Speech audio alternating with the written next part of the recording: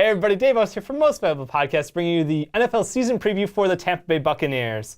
And I loved your pick this year in the draft. O.J. Howard was one of my favorite players coming out of college, so be really positive for you guys. Week 1, you are going up against the Dolphins. And what's great about this is it's not technically a home game, but pretty much, you're in Florida still. It's sort of a home game. I'm just going to call it that way. And guess what? The Dolphins are a shit show. Tannehill's hurt. And they've got my boy Cuddy at quarterback, and I don't know if by week 1 he will have his shit together. So I'm going to give you the easy win week 1 over the Dolphins. Week number 2, easy win again. Not much needs to be said. It's the Chicago Bears are coming to visit you, and we usually do play each other pretty close, and I've loved that, but unfortunately, I don't know if Trubisky will be starting by this point in the season, so I think it's going to be a pretty easy game for you, because we're going to use, the red giraffe out there, and our offense kind of sucks, outside of, having a great running game. But that aside, easy win again. So 2-0 start to the season. Should be feeling pretty good about yourselves. Week 3, you are going up to Minnesota, though, and, well, I hate Ricky. I'm going to give them the credit that they are due. Minnesota is a good team still. They have a balanced offense and a really good, really, really good defense. So I do have them beating you. This one, I think, is mostly just going to be like how well they can shut down Mike Evans. I don't know if by now O.J. Howard will really cement himself in that offense. I think Deshaun Jackson will add another dynamic and stretching the defense. I'm just not sure. I think that this Minnesota defense can get back to their dominance that they had last year to start the year and just really shut you guys down offensively. Then, week number 4, Giants. Their offense is crazy. And you have a good defense. I like your defense. But their offense is crazy. They added Brandon Marshall, one of the best red zone targets in the last decade. Every year, it's just consistency, regardless of who his quarterback is. And they are still a very good. Their defense is better than it was last year. It's still Eli Manning, how hard can I carry game. But I think that this one, you guys just don't have enough secondary depth to keep up with them. I think that Odell Beckham, Brandon Marshall kind of outshine when it comes to that. Week number 5, and it's getting a little bleak here because you've got the Patriots coming to town. Patriots are going to, I want to say ream you because that's what Sean's pantomiming behind the camera.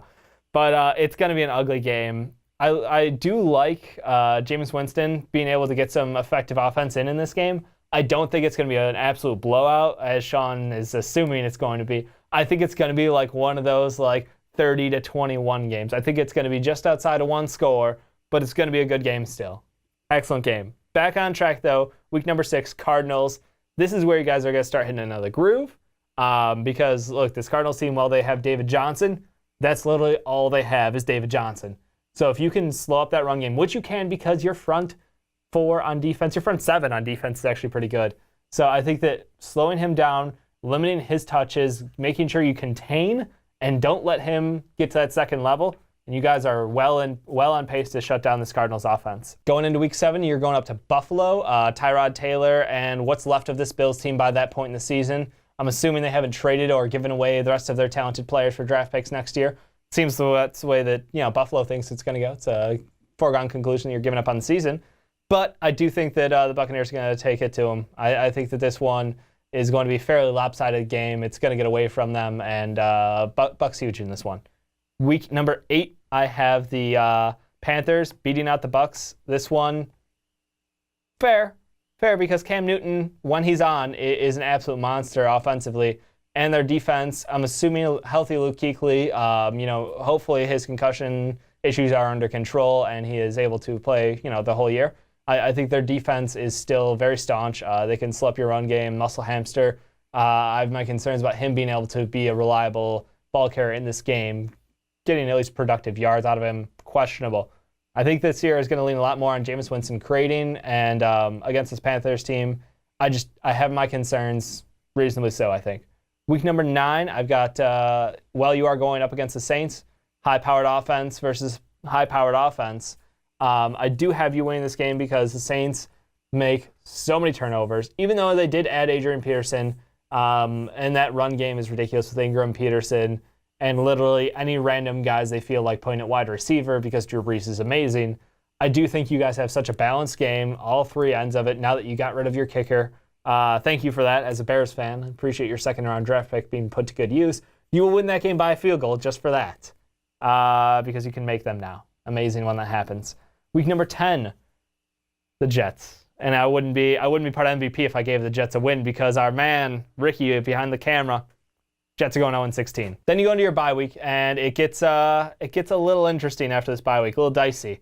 You're going up against the Falcons, who rivals, yes, I want to put that there, but like they're a team on fire, and honestly, I'm a little bit afraid of what they can do offensively and defensively. They're a very well-built team, and I think this year is going to be a revenge of the Falcons kind of a year. I think that what they're going to do is try to take out all of their frustration from letting the ball get away from them at the end of that Super Bowl, and it's going to go Falcons heavily.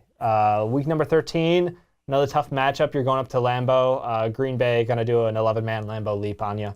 It's going to be it'll be close, but I don't think that you'll be able to win this one on the road, especially this late in the season. Green Bay is pretty much ramping up for the playoffs at this point. You guys are going to be close, though.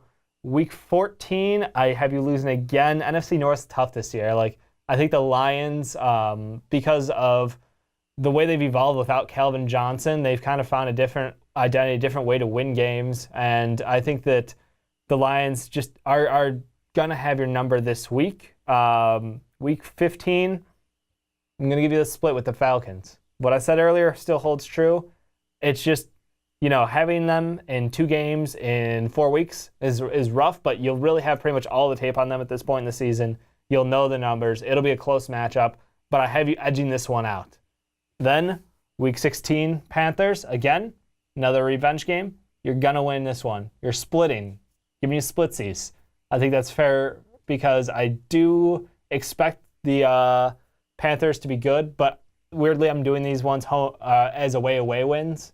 I think both teams will steal one from each other. I think the Panthers, like I said, Cam Newton can be Superman, but he can also be disastrously terrible. He is prone to making mistakes. He keeps the ball in his hands. And if this offense with him throwing the ball more and running less doesn't work, I think you're going to get Cam Newton playing Superman again and taking some hits outside the pocket that don't bode well for him long term. Then, final week of the season, you have the Saints coming to visit you. I think you're going to win that game, putting you at a total of 9-7, giving you a shot at the playoffs. And honestly, I think that's pretty respectable. I think there's a couple of these games that will end up close. I could see you as a 10-win team. Really, a lot of this is going to come down to how consistent can that offense be, and how well can you rely on your defense and your new kicker. Because honestly, you guys lost games last year purely because Agayo was awful for you. So I think knowing that a couple of these will be up in the air, I could see you being a 10-win team. I'm going conservative and saying 9-7. But let me know what you guys think down below. Be curious to see your feelings on the season. Still positive, still a great season. But definitely check out all of our other videos for NFL season predictions. Doing one for every team. And thanks for checking us out.